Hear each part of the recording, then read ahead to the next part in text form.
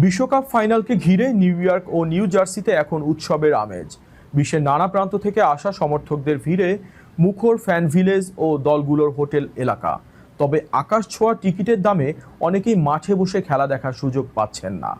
সমর্থকদের উচ্ছ্বাস, হতাশা আর শেষ মুহূর্তের প্রস্তুতি নিয়ে বিস্তারিত থাকছে প্রতিবেদনে। ফিফা বিশ্বকাপের ফাইনালকে ঘিরে এখন উত্তেজনার পারদ তুঙ্গে। আর মাত্র কয়েক ঘন্টা বাকি।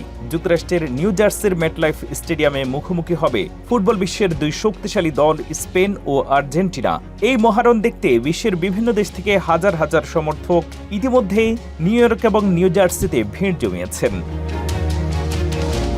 নিউ ইয়র্কের রকফেলার সেন্টারের ফ্যান ভিলেজ এখন উৎসবের নগরীতে পরিণত হয়েছে। স্পেন ও আর্জেন্টিনার জার্সি গায়ে সমর্থকদের উচ্ছ্বাস, গান, স্লোগান আর ছবি তোলায় ব্যস্ততায় মুখর পুরো এলাকা।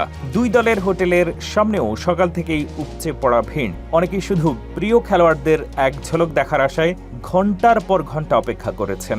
সমর্থকদের বিশ্বাস, গ্যালারির বাইরেও তাদের উপস্থিতি খেলোয়াড়দের অনুপ্রাণিত করবে। তবে আনন্দের মাঝেও রয়েছে বড় একটি হতাশার গল্প। যাদের সঙ্গে কথা বলেছে সিবিএস নিউজ, তাদের প্রায় কেউই ফাইনালের টিকিট পাননি, কারণ টিকিটের দাম পৌঁছে গেছে আকাশ ছোঁয়া পর্যায়ে। এক আর্জেন্টাইন সমর্থক বলেন, টিকিট কিনতে হলে গাড়ি পর্যন্ত বিক্রি করতে হবে। সব বিক্রি করলেও হয়তো সারা জীবন আর্থিক কষ্টে থাকতে হবে। তবে প্রিয় দল জিতলে সেই ত্যাগও সার্থক হবে বলে মনে করেন তিনি। বিশ্বকাপ ফাইনালকে ঘিরে এখন পুরো নিউ ইয়র্ক নিউ জার্সি অঞ্চল যেন ফুটবলের রঙে রাঙানো।